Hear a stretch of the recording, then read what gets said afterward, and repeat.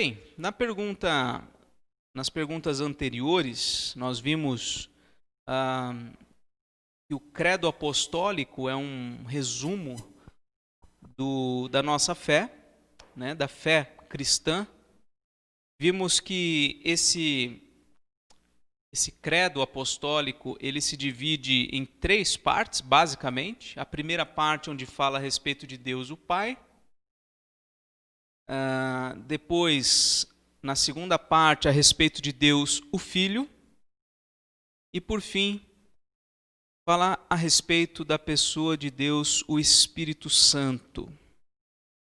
E a pergunta 25 foi: por que nós falamos em 3 pessoas, Pai, Filho e Espírito Santo, sendo que há um só Deus? E a Bíblia é muito clara em dizer que há um só Deus. E a resposta que nós vimos é porque Deus se revelou em sua palavra de tal maneira que essas 3 pessoas distintas são o único, verdadeiro e eterno Deus. Então nós vimos vários textos bíblicos que apontam nessa direção da tripessoalidade em Deus. É um único Deus, mas é um Deus triuno. E como eu concluí dizendo, né, é realmente muito difícil a gente conceber essa verdade. É muito difícil. A nossa mente é uma mente finita, uma mente limitada, né? E a Trindade, assim como outras questões de muita profundidade, são coisas que não são irracionais, mas são suprarracionais, ou seja, estão acima da nossa capacidade racional de compreender. Deus nos fez com limitações e o pecado ainda nos limita muito mais, né?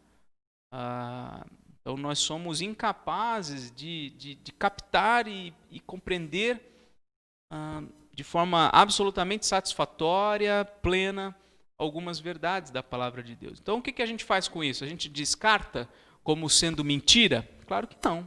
A gente admite como verdade, né? E pela fé, e contamos com a graça de Deus nos sustentar nessas verdades.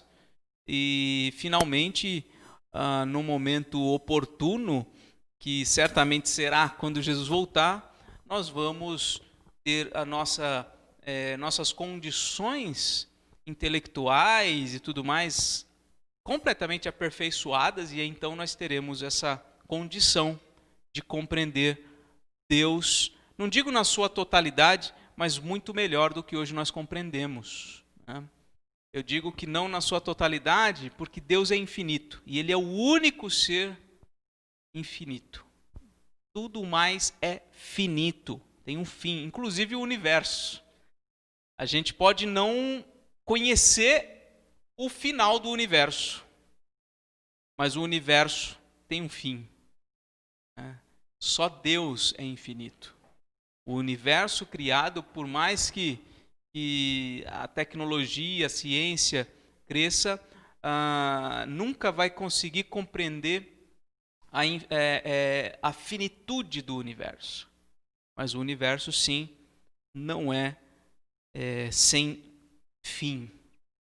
Então nós chegamos aqui à pergunta de número 26. Como eu falei, o credo apostólico é dividido em 3 partes. Então nós vamos ver hoje essa primeira parte a respeito de Deus o Pai.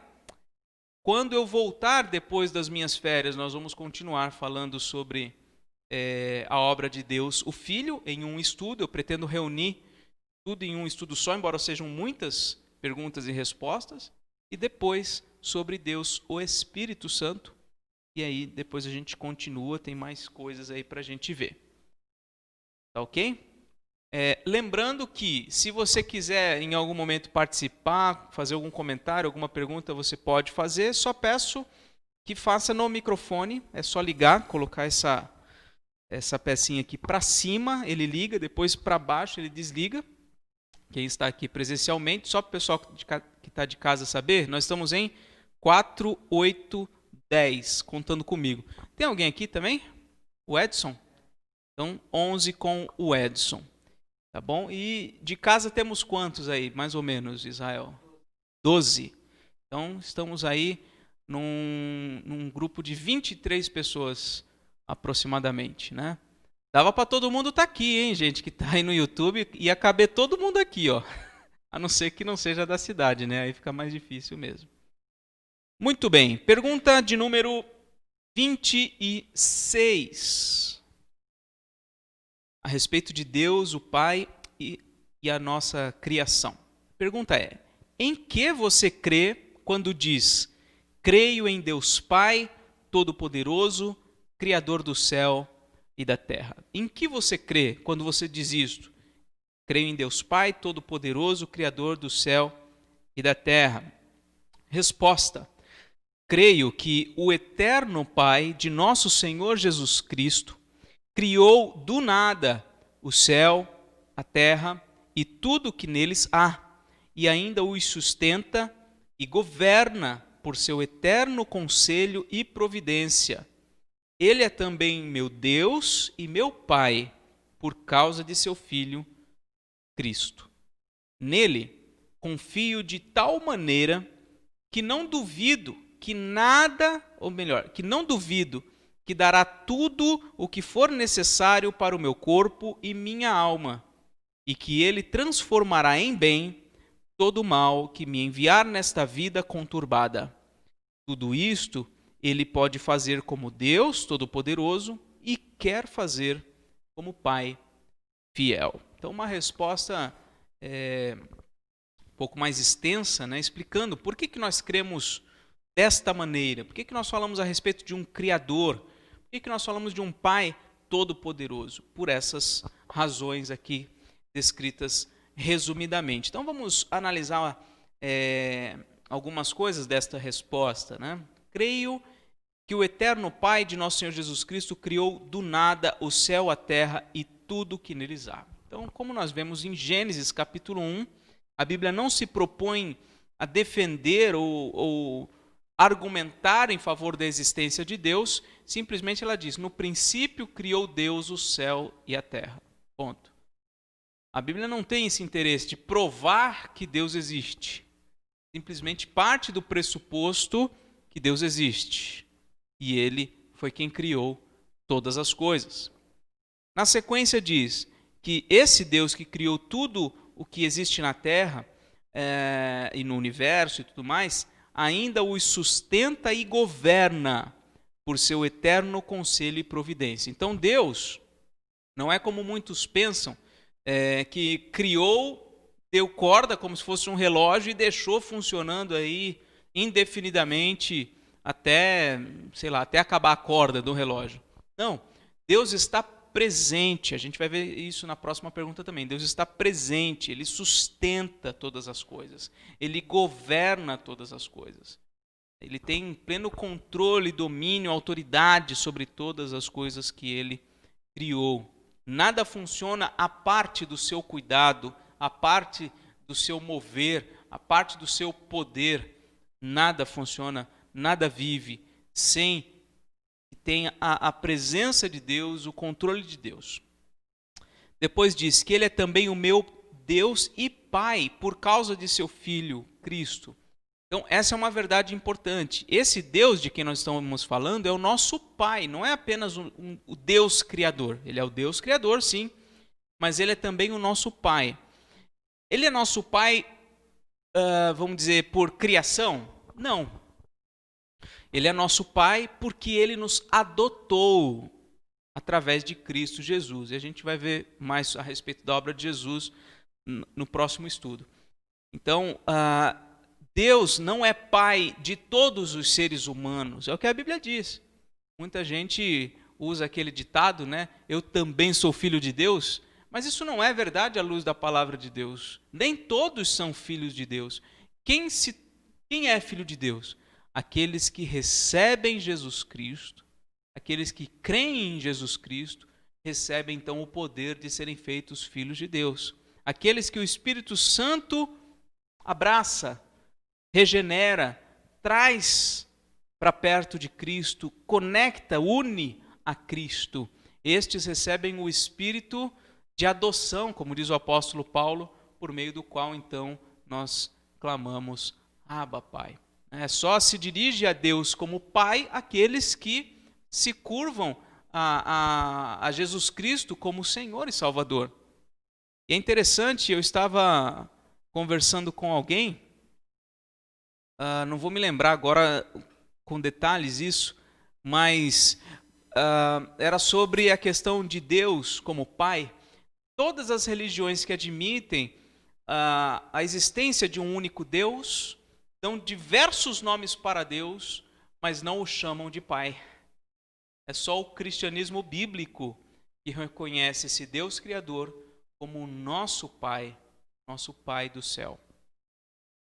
Na segunda parte aqui dessa resposta, nós vemos: nele confio de tal maneira que não duvido que dará tudo o que for necessário para o meu corpo e minha alma. Então, quando eu digo creio em Deus Pai Todo-Poderoso, eu estou dizendo que eu confio nele. A palavra creio é sinônimo de confio. A palavra credo é sinônimo de creio. Então, o credo apostólico é a fórmula resumida da fé dos apóstolos. Então, quando nós dizemos isso, nós dizemos que nós confiamos em Deus, que Ele nos dará o necessário para o nosso corpo, para a manutenção da nossa vida física, mas também para o sustento da nossa alma, né? Nos dará o sustento pela vida espiritual por meio da união com Cristo. Seguindo, diz aí: e Ele transformará em bem todo o mal que me enviar nesta vida conturbada. Então, nessa resposta, nós vemos que os cristãos admitem que até mesmo as dificuldades são oriundas de Deus. Porque uma vez que Deus é criador, é sustentador, é governante de tudo o que acontece no mundo, tudo o que acontece no universo, nós entendemos que inclusive as coisas ruins que nos acontecem não acontecem a parte do controle da providência de Deus na nossa vida. Então, confiar em Deus como Pai significa, inclusive, que Ele nos sustenta, mas que Ele também permite diversos males na nossa vida, mas de alguma forma tudo isso se transforma em bem. A gente vai ver um texto bíblico sobre esse ponto. Tudo isso Ele pode fazer como Deus Todo-Poderoso e quer fazer como Pai fiel. Então, ele tem o poder para realizar tudo isso, para nos sustentar, para nos guardar, para transformar em bem tudo isso, e de fato Ele faz porque é o nosso Pai, porque Ele cuida de nós. Os textos bíblicos são muitos que a gente poderia ler, mas eu coloquei aqui apenas esses 3. Vamos ler primeiramente o texto de Isaías 40. Para mim, esse é um texto clássico, quando se trata sobre a grandeza de Deus, a majestade do Senhor, quando fala do seu poder, quando fala da sua provisão, da sua sabedoria, enfim, esse é um texto clássico para se tratar sobre os atributos de Deus. Isaías 40, a partir do versículo 12. Começa com perguntas. Quem na concha de sua mão mediu as águas e tomou a medida dos céus a palmos? Quem recolheu na terça parte de um efa? Efa é uma unidade de medida. Quem recolheu na terça parte de um efa o pó da terra e pesou os montes em romana e os outeiros em balança de precisão? Quem guiou o Espírito do Senhor? Ou, como seu conselheiro, o ensinou? Com quem tomou ele conselho para que lhe desse compreensão? Quem o instruiu na vereda do juízo e lhe ensinou a sabedoria e lhe mostrou o caminho de entendimento? Eis que as nações são consideradas por ele como um pingo que cai de um balde e como um grão de pó na balança. As ilhas são como pó fino e se levanta. Nem todo o Líbano basta para queimar, nem os seus animais para um holocausto.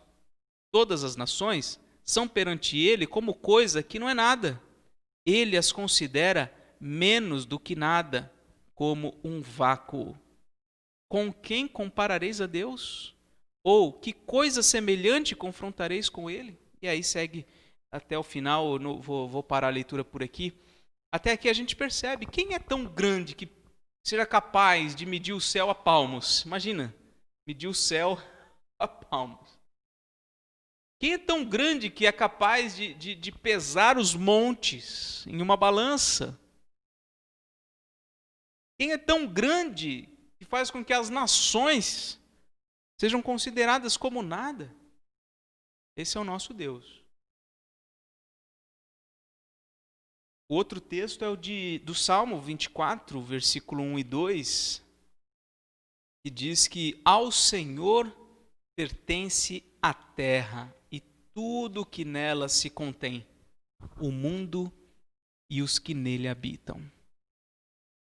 Versículo 2 diz que ele fundou a terra sobre os mares e sobre as correntes a estabeleceu. Deus do caos criou o cosmos. A palavra cosmos tem a ver com algo organizado, algo que tem um propósito, que tem vida. O caos é bagunça, é coisas dispersas, sem nenhuma ordem, sem nenhuma forma. Do nada Deus criou a terra, estabeleceu, e tudo isso pertence a Ele. E o último texto, vamos lá, a 2 Coríntios.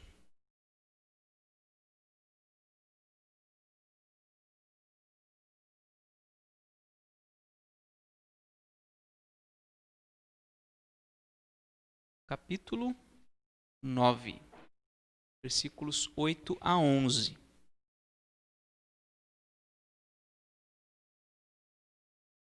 Segunda Coríntios 9,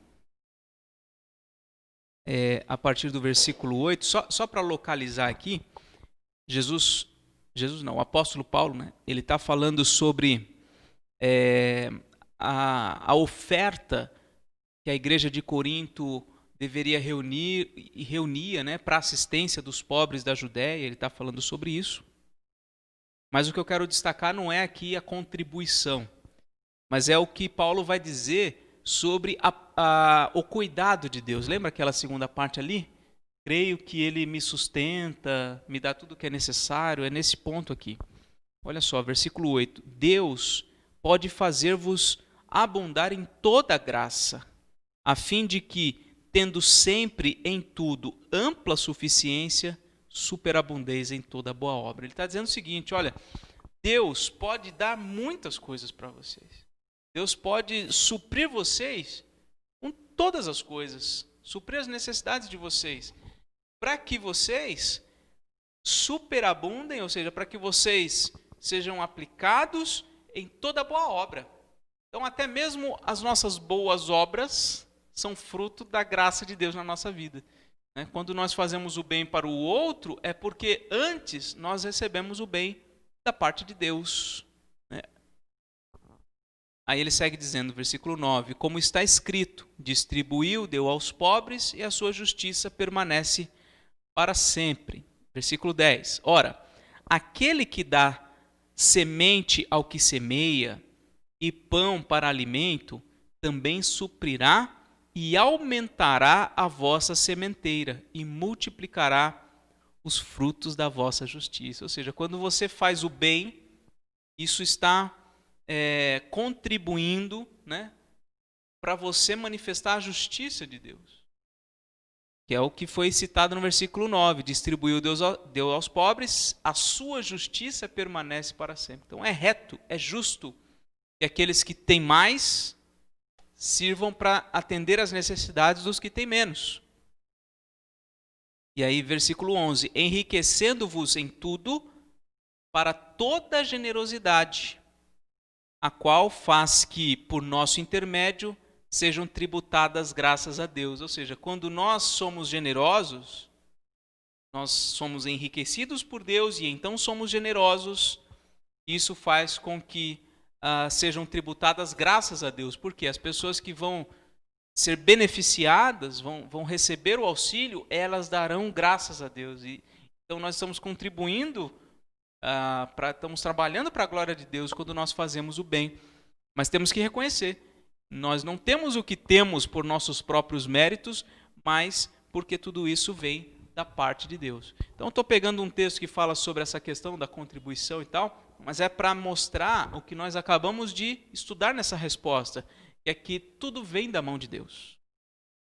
A terra é toda de Deus e Ele nos dá para nós administrarmos, para nós cuidarmos. Cada um recebe aquilo que Deus dá, porque a verdade é essa, né?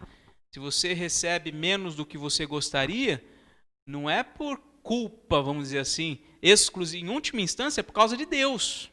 Deus colocou isso para mim, para você, e nós precisamos ser agradecidos por isso. É o que está nas próximas perguntas, aí a gente vai ver também. Bom, então essa é a primeira questão que nós trabalhamos. Em que você crê quando diz, creio em Deus Pai Todo-Poderoso, Criador do céu e da terra? Creio nisso tudo que a gente leu, né? Que Ele é o Criador, Ele sustenta tudo, Ele governa tudo, nós confiamos nele e Ele cuida de nós, etc. Agora vamos à pergunta 27. Pergunta 27. O que é a providência de Deus? Lembra que na pergunta 26 foi usada a palavra providência. Está vendo aqui? Ó, os sustenta e governa por seu eterno conselho e providência. Conselho é uma palavra, vamos dizer, sinônima, né, para falar sobre vontade. Então, Deus faz tudo segundo o conselho da sua vontade, ou seja, sobre o seu bel prazer. E a palavra providência, aí como nós vamos estudar aqui na pergunta 27, a palavra providência tem a ver com a ação de Deus, instante após instante, cuidar de todas as coisas, dar vida, sustentar, distribuir, enfim. Vamos ver aqui a resposta. O que é a providência de Deus? É a força todo-poderosa e presente com que Deus, pela sua mão, sustenta e governa o céu, a terra e todas as criaturas. Assim, ervas e plantas, chuva e seca, anos frutíferos e anos infrutíferos, comida e bebida, saúde e doença, riqueza e pobreza e todas as coisas não nos sobrevêm por acaso, mas de sua mão paternal. Providência é o contrário de acaso. Sabe aquela coisa do acaso vai me proteger? Essa coisa, o que é o acaso? O acaso é qualquer coisa pode acontecer, não tem nenhum governo, não tem nenhuma mão por detrás conduzindo nada. Isso é um acaso. A Bíblia não fala sobre as coisas acontecerem por acaso. A palavra de Deus fala que as coisas acontecem por causa da providência de Deus. Então, é Deus cuidando de cada uma das coisas. Como que a gente vê isso na prática? Uma manifestação muito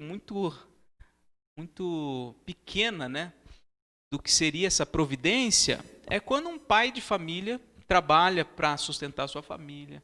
Quando está faltando alguma coisa, ele procura prover isso para a sua casa, né? Enfim, atender às necessidades dos seus filhos, da sua esposa, enfim, é providência. Deu um problema no chuveiro, vou tomar uma providência de consertar. A gente usa essa, né? Tem que tomar uma providência com esse menino aqui.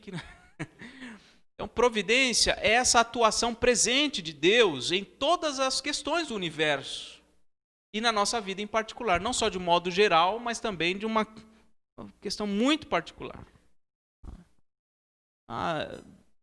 Contrair aí uma doença de pele, sei lá, uma berruga, uma erisipela, uma qualquer coisa, não aconteceu fora do controle de Deus, por acaso. Né? As coisas mais simples, uma unha encravada, qualquer coisa que aconteça na nossa vida. Estava falando aqui pro Israel antes da gente começar. Eu comprei um fone de ouvido Bluetooth para usar com o meu notebook, que deu um probleminha na entrada do cabinho, né? Então o Bluetooth vai resolver porque a entradinha está com problema, né? E no fim eu comprei, chegou o fone muito legal, testei com o meu celular, funciona tudo direitinho, só que é incompatível com o meu computador. Quer dizer, eu comprei para uma coisa e não serviu para exatamente aquilo que eu queria, né? Aí o que eu vou fazer? Eu vou amaldiçoar o dia que eu nasci por conta de eu ter gasto dinheiro ali no negócio que não resolveu aquilo que eu gostaria? Claro que não. De alguma forma, Deus cuida dessas coisas. Um tempo atrás eu fui numa loja de travesseiro, comprei um travesseiro caro, porque eu estava com dor. Já o meu travesseiro, sei lá, eu tenho 32, aquele travesseiro deve ter uns, sei lá, uns 25. Então você já viu como é que é o meu travesseiro. É. Não, ele já foi trocada a espuma lá dentro, né, e tal, mas enfim, o travesseiro é o. Eu não entendi. É que quando eu era pequeno eu tinha crises de bronquite, então ele é um pouco maior, ele é de capa antialérgica, essas coisas, então eu fui usando, né? O resto da minha, até hoje eu uso ele. Fui na loja e falei, vou comprar agora, né? Com 32 anos, entre aspas, eu mereço um travesseiro novo, né? Fui lá, comprei, com caro o travesseiro, né? Dividi em 3, 4 vezes lá para pagar o meu travesseiro. Fui deitar, dormi no travesseiro e falei, não, acho que não é. Aí mais uma noite, deixa eu tentar de novo. Não, aí trocava o travesseiro, poxa, deu certo. Bom, vou ligar no rapaz que me vendeu, né? Liguei lá. Falou, não troca travesseiro. Travesseiro é igual roupa íntima. Não se troca travesseiro. Eu falei, mas como assim? Não troca. Eu falei, bom, o que eu vou fazer agora, né? Aí fiquei sabendo de uma pessoa que usava aquele tipo de travesseiro que eu comprei, o dela não estava bom, né? Ela já estava pensando em trocar. Falei, pronto, é isso. Deus me fez comprar aquele travesseiro para atender a necessidade da pessoa que não ia ter condições de comprar aquele travesseiro naquela hora. Pronto, resolvido o problema. Vou brigar com Deus por conta disso? Claro que não. Então, até os prejuízos que eventualmente nós temos ao longo da vida, e temos muitos, tem alguma razão, tem algum motivo. E a gente precisa estar atento para entender o que Deus quer fazer com essas coisas, né? Então, a providência de Deus é isso, é o cuidado macro, né, no plano macro do universo, mas também no micro, na nossa vida, em cada coisinha, cada detalhe. O Senhor está atento, está cuidando de cada uma das coisas. Vamos ver alguns textos bíblicos aqui. Primeiro de Jeremias 5. Jeremias capítulo 5. Versículos 22 a 25.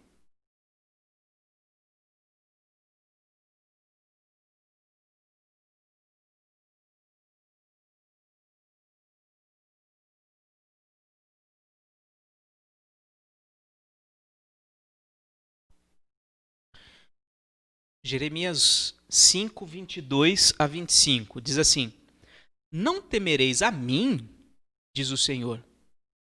Não tremereis diante de mim, que pus areia para limite do mar, limite perpétuo, que ele não traspassará.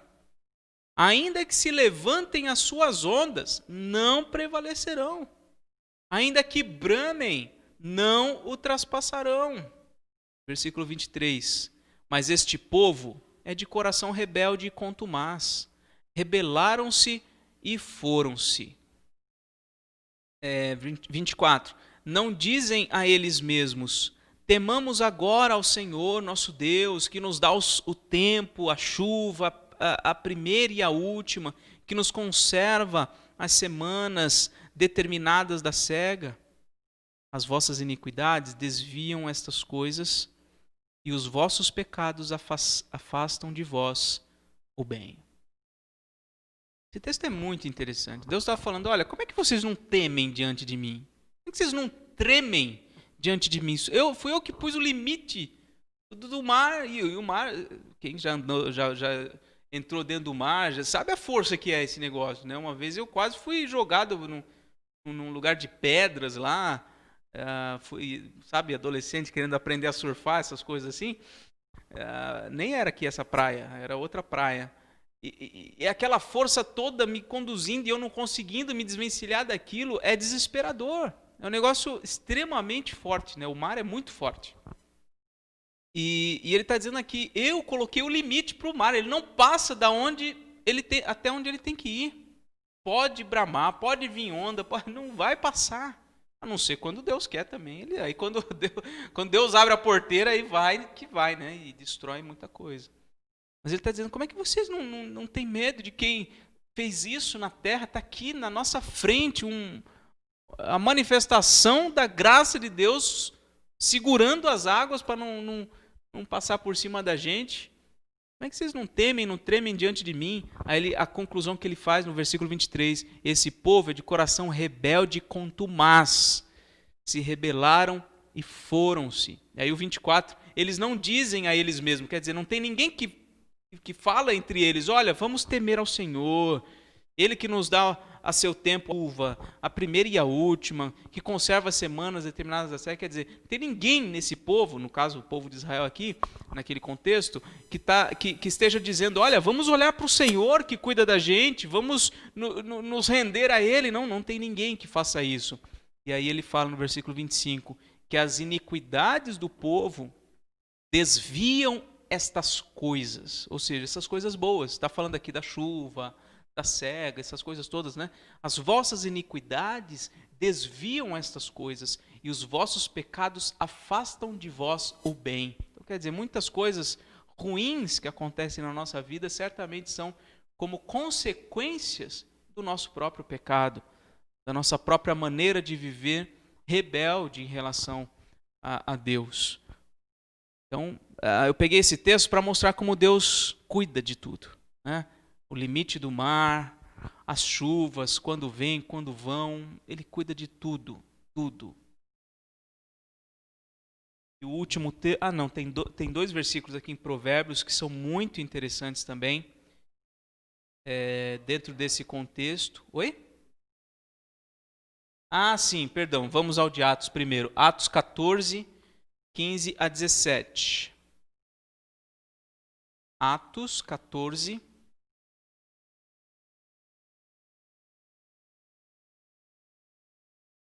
15 a 17.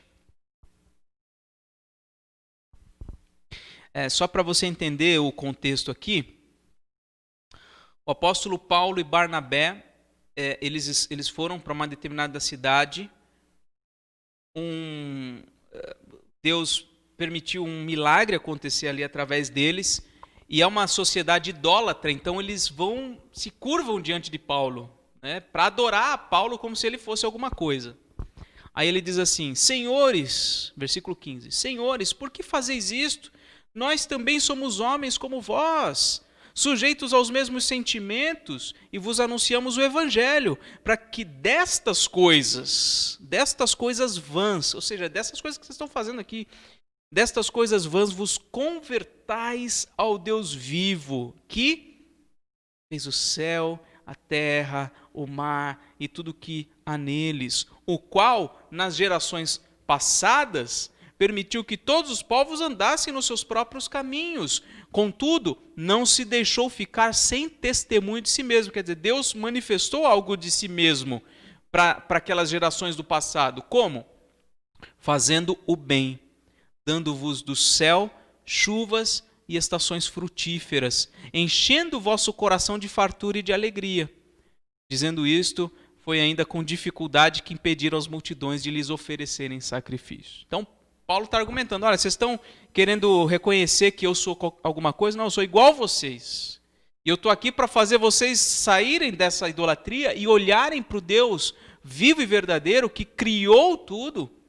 E não só criou, mas manifestou a sua bondade, mesmo nos povos pagãos, com as estações, os frutos da terra, permitindo alegria e prazer, mesmo em pessoas que são ímpias.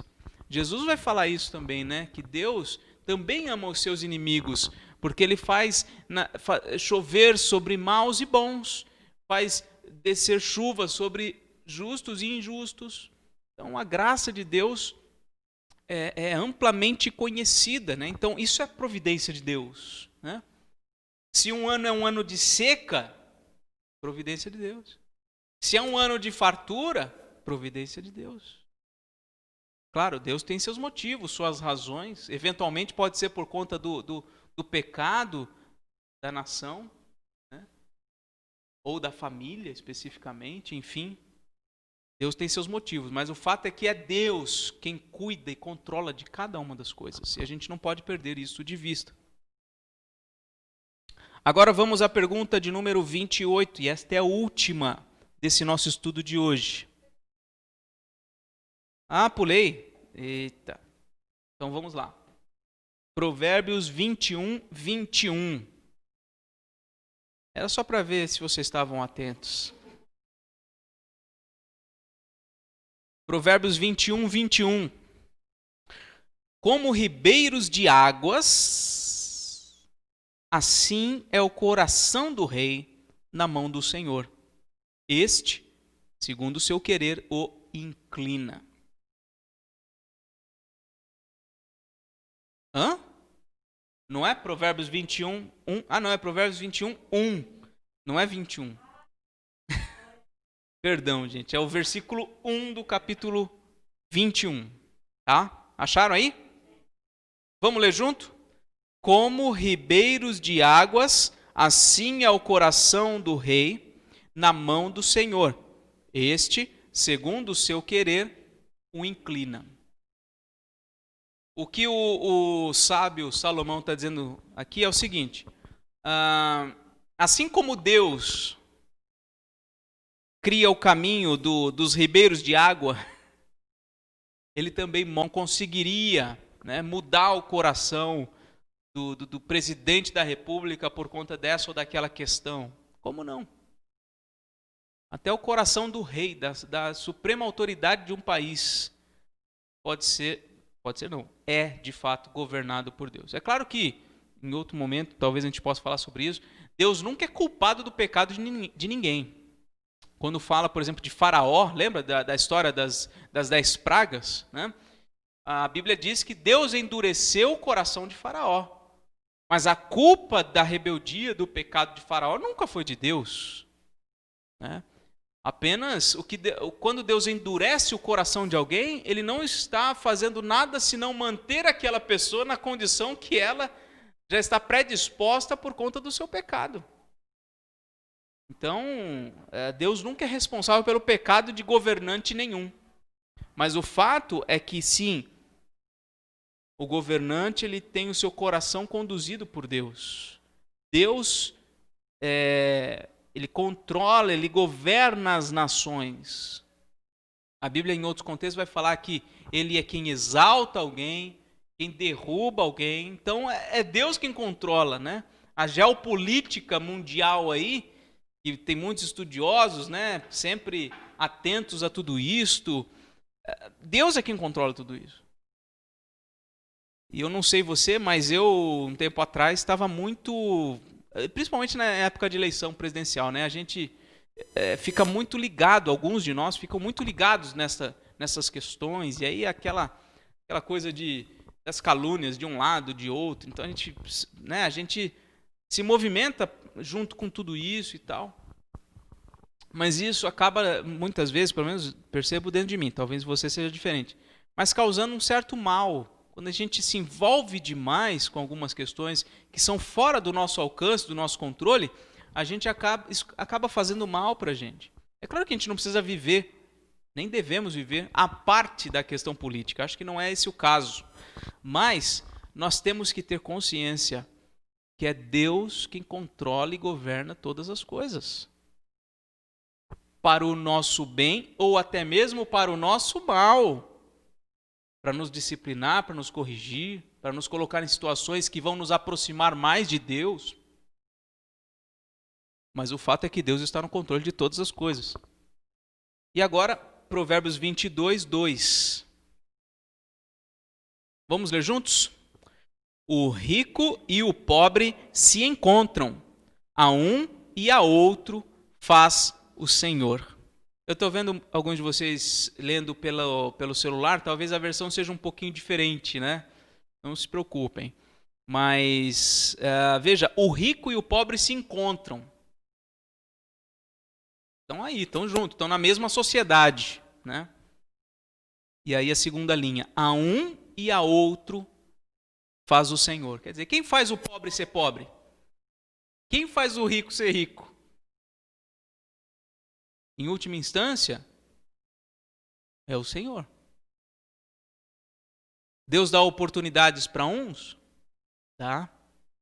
Às vezes até para pessoas que não mereceriam aquela oportunidade. Sim. Por quê? Asaf, quando escreveu o Salmo 73, ele falou: quase me resvalaram os pés porque eu olhei para os ímpios, estavam indo muito bem. E eu que estava aqui tentando conservar a minha consagração ao Senhor, eu estava indo de mal a pior. Mas aí ele se atinou para uma questão. Diz lá, depois você lê o Salmo 73, ele se atinou para o fim dos ímpios. Ou seja, onde eles vão chegar? Qual que é o destino final deles? E aí é bem diferente realmente daqueles que se consagram ao Senhor e o adoram de verdade. Sim.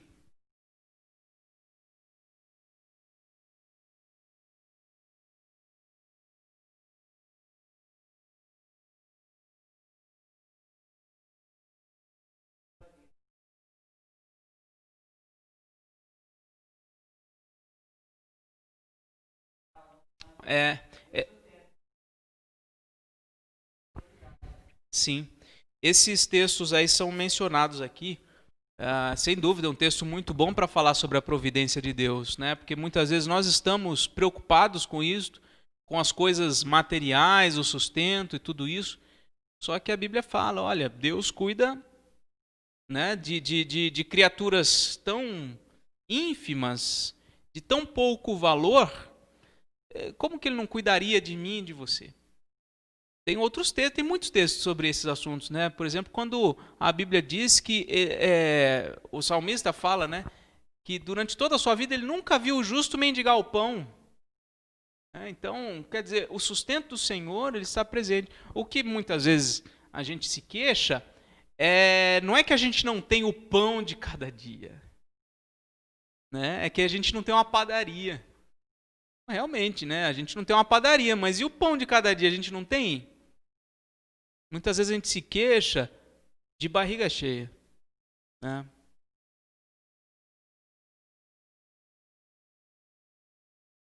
Sim, é. Isso. O Gilman está colocando aqui, só para os irmãos entenderem do YouTube, né, a conexão entre Mateus 6, onde fala a providência de Deus ali, com a primeira pergunta que nós estudamos, né, da nossa confiança de que Deus sustenta e todas as coisas. É isso mesmo, né?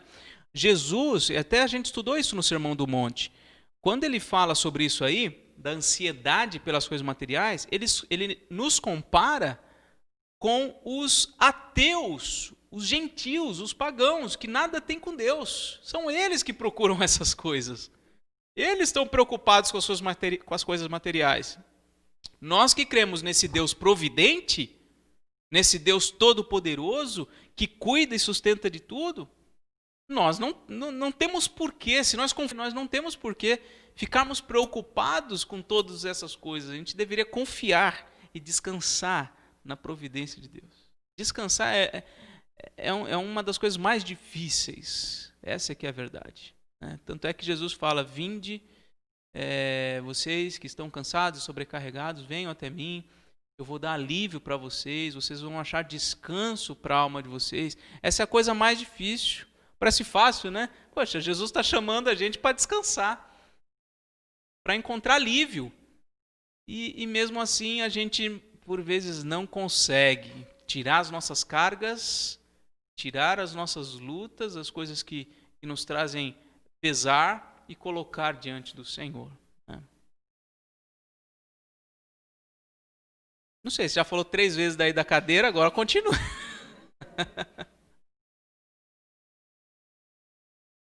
Liga aí o microfone. É importante nós memorizarmos a palavra de Deus e nos lembrarmos nos momentos de dificuldades. Por exemplo, o Salmo 127, sobre essa situação de ficar preocupado com o dia de amanhã. O Salmo 127, que diz: inútil vos será acordar de madrugada, trabalhar e dormir tarde, comer o pão que penosamente granjeastes. Aos seus amados, Deus o dá enquanto dormem. Ponto. Deite e durma, tranquilo. Claro, ele não dá o sustento para quem não trabalha, né? Mas o fato que o texto nos ensina é que a gente não precisa trabalhar em 2, 3 empregos para ter o nosso sustento. Por que que precisa? Sabe quem diz que a gente precisa disso? A nossa sociedade, a nossa cultura. Deus não diz isso. A coisa de hoje em dia, realmente, né, por conta de situações diversas aí, tanto o marido como a esposa precisam trabalhar. Mas o que eu percebo é que há casos em que isso acontece não é por necessidade, mas é por avareza mesmo, por amor ao dinheiro, por apego às coisas materiais, por querer conquistar e ter mais coisas do que o pão de cada dia. E Jesus nos ensina a pedir o pão de cada dia, não mais do que isto. Mas, Senhor, eu queria tanto ter um... Não, Jesus nos ensinou. É legítimo você pedir o pão de cada dia. E olha, eu tenho certeza absoluta, se você pedir o pão de cada dia, Deus vai sempre responder afirmativamente, positivamente a sua oração. Agora, se você começar a pedir mais do que isso, provavelmente você vai receber vários nãos da parte de Deus. E aí você não pode se esquentar com Deus, porque a promessa dele é que ele vai sustentar você a cada dia. Ponto. Então a gente precisava realmente cultivar no nosso coração humildade. O que é humildade? Humildade é se curvar diante de Deus mesmo, em submissão. Falar, Senhor, eu estou contente com isso. Ou então, se eu não estou, Senhor, eu não estou contente com isso, mas me ajuda a me contentar com isso. Porque é isso que o Senhor está me dando. Então, até a escassez, ou pelo menos da nossa perspectiva, às vezes não é escassez de fato, mas da nossa perspectiva é. Até essa escassez é providência de Deus para nos aproximar mais dele. Já lemos o Provérbios 22, 2, agora vamos para a última pergunta, 28. Para que serve saber da criação e da providência de Deus? Qual que é a utilidade disso? E essa resposta é muito interessante. A resposta é a seguinte: por que eu preciso saber a respeito de que Deus criou todas as coisas e que Ele, por sua providência, cuida, governa, controla, sustenta todas as coisas? Por quê? Ou para quê? Para que tenhamos paciência em toda a adversidade. Sabe por que a gente muitas vezes é impaciente? Porque a gente não crê, não confia na criação e providência de Deus. Para que mais? Para que mostremos gratidão em toda a prosperidade. Ou seja, quando nós temos o sustento, quando temos o que temos, a gente ter gratidão, é para a gente ter gratidão. Quando a gente crê na criação, na providência de Deus, nós estamos desenvolvendo nossa gratidão. Para que, quanto ao futuro, tenhamos a firme confiança em nosso Deus, em nosso fiel Deus e Pai, de que criatura alguma nos poderá separar do amor dele. Então, em relação ao futuro, que a gente não sabe, Deus não revelou nada a não ser as questões relativas à salvação, né? Nós não sabemos absolutamente nada em relação ao futuro. O que a gente tem que ter então? Essa firme confiança de que nada vai nos separar do amor dele.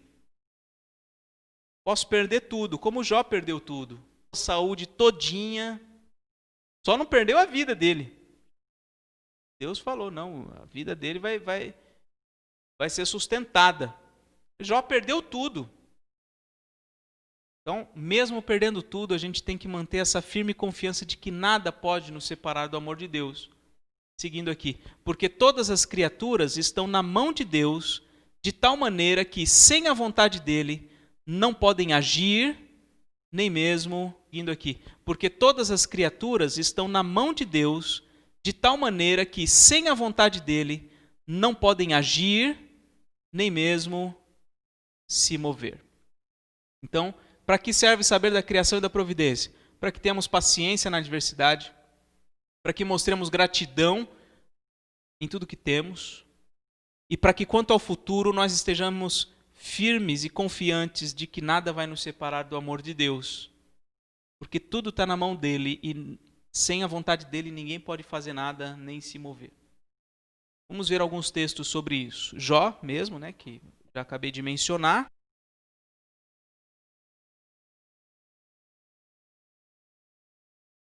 Jó, capítulo 1, versículo 21. E disse Jó: nu saí do ventre de minha mãe e nu voltarei.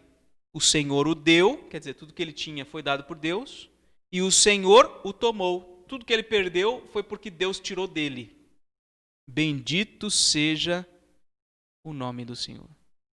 Vou repetir. Nu saí do ventre da minha mãe e nu voltarei. O Senhor o deu e o Senhor o tomou. Bendito seja o nome do Senhor. Versículo 22. Em tudo isto, Jó não pecou, nem atribuiu a Deus falta alguma. E esse é o nosso problema como seres humanos. Muitas vezes nós culpamos a Deus. Não sei se vocês já assistiram, e até recomendo que assistam, aquele filme Deus Não Está Morto.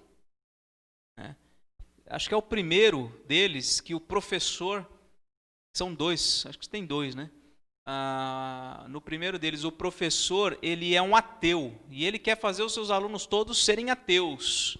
E no fim a história, não quero dar spoiler para quem não assistiu, mas a história conta que ele, na verdade, tinha se revoltado contra Deus. Ele estava revoltado contra Deus, por isso ele se dizia ateu. E essa é uma tendência do ser humano, né? Se frustrar com Deus quando as coisas não vão do jeito que ele quer. E isso acontece por causa da, vamos dizer, da egolatria, ou seja, a adoração do eu. Eu tenho que estar governando tudo. Se as coisas não vão do jeito que eu espero, do jeito que eu quero, então eu vou me frustrar. Romanos 5, 3 e 4. Romanos 5, versículos 3 e 4, diz assim: e não somente isto, mas também nos gloriamos nas próprias tribulações. Olha só, o apóstolo Paulo está falando, nós nos gloriamos nas próprias tribulações, sabendo que a tribulação produz perseverança. E a gente não gosta de tribulação, né? Mas é a tribulação que produz perseverança. Versículo 4. E a perseverança produz experiência. A gente não gosta muito de perseverar, a gente quer as coisas para logo, para agora. Mas é justamente a perseverança que produz experiência na nossa vida. E a experiência produz esperança. É com o passar do tempo que tudo isso vai sendo desenvolvido, vai sendo aperfeiçoado na nossa vida. Paulo vai chegar a dizer que ele tem prazer na fraqueza. Por que ele tem prazer na fraqueza?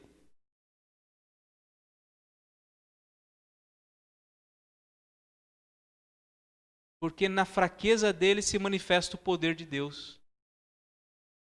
Mas a gente não gosta de fraqueza, né? A gente gosta de poder, de saúde, de vigor. E tudo isso é muito bom mesmo. Mas a gente devia aprender a olhar a vida do jeito que Deus vê. Não do jeito que a cultura, a sociedade nos ensina a ver.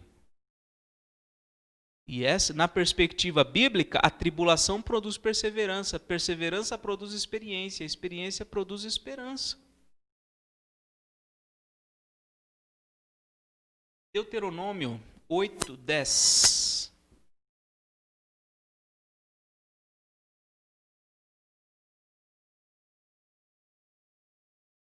Deuteronômio 8, versículo 10.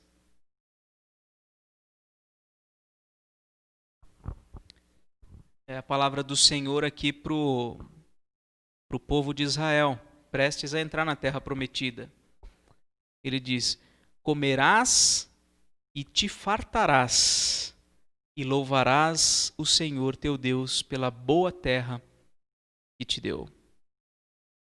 Então, quando nós temos a prosperidade, quando nós temos mais do que o pão de cada dia, isso deve nos levar a quê? Louvar ao Senhor, que é a gratidão.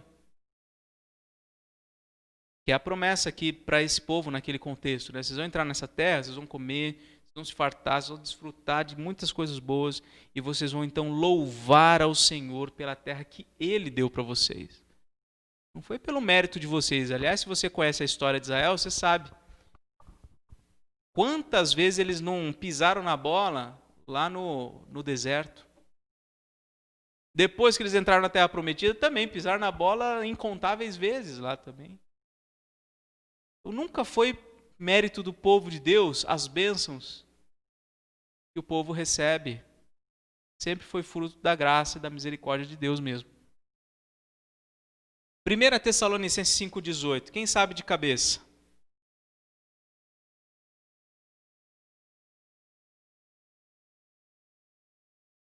Exatamente.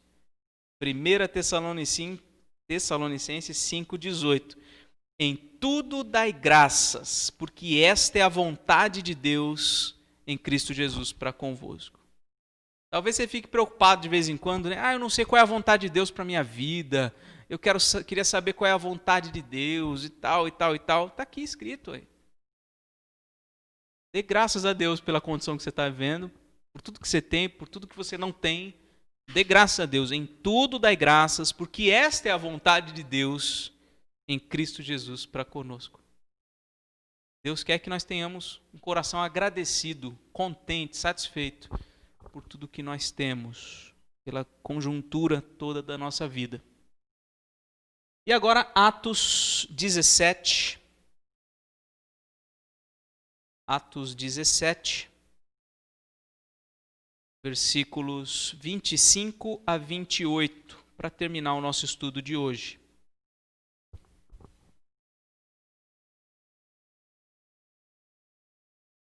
A gente pode ler a partir do versículo 24,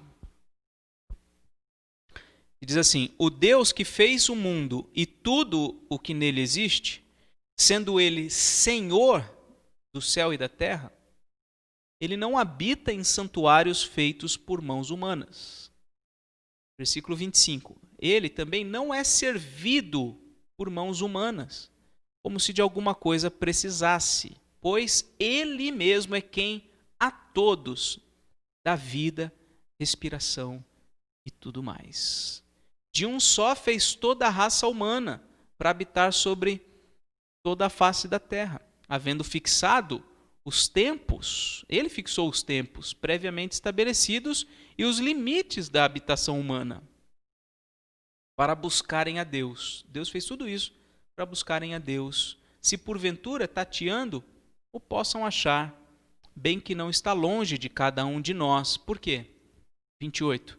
Pois nele vivemos, nele nos movemos e nele existimos, como alguns dos vossos poetas têm dito, porque deles também somos geração.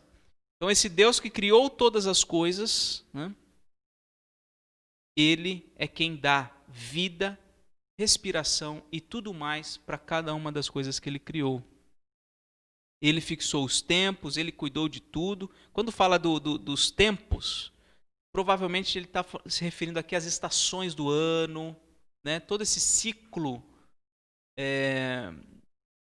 e é necessário, né, para o cultivo da terra, enfim, para a vida funcionar bem.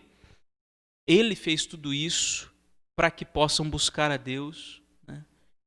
E cada um tem condições de conhecer a Deus naquilo que Ele se revela. Por quê? Porque nós vivemos nele, nos movemos nele e existimos nele. Ele não está falando aqui que a Terra é Deus, que o universo é Deus. Isso é panteísmo, isso aí não é Bíblia, não tem nada a ver com Bíblia. Mas o fato é que todas as coisas subsistem em Deus, para Deus, por causa de Deus. Então, todas essas atitudes aqui são necessárias e só são desenvolvidas quando nós entendemos que somos criaturas, que somos regidos por um Deus providente, ou seja, que está cuidando e sustentando de cada uma das coisas. Aí nós teremos condições de desenvolver paciência, gratidão, firme confiança de que nada nos separa dele. E vamos... Não é que nós vamos ser sempre conformados, sabe, o conformismo? Não é isso. Mas é a certeza e a confiança de que tudo está nas mãos de Deus. O cristão, de certa forma, ele não é conformista, porque ele se vê como um agente de Deus neste mundo. Lembra que Jesus fala do sal e da luz? Então é alguém que está contente na situação que está vivendo, mas ele se vê como um agente, um embaixador, um representante de Deus neste mundo, para abençoar, para fazer brilhar a luz de Cristo, etc, etc. Então isso aqui não nos ensina o conformismo, tá bom? Mas nos ensina paciência, gratidão, submissão, humildade, são virtudes de todo cristão. Ao mesmo tempo em que continuamos trabalhando e servindo aos propósitos de Deus, buscando, como diz a conclusão do capítulo 6, né? Buscando o reino de Deus em primeiro lugar, o reino de Deus e a sua justiça em primeiro lugar.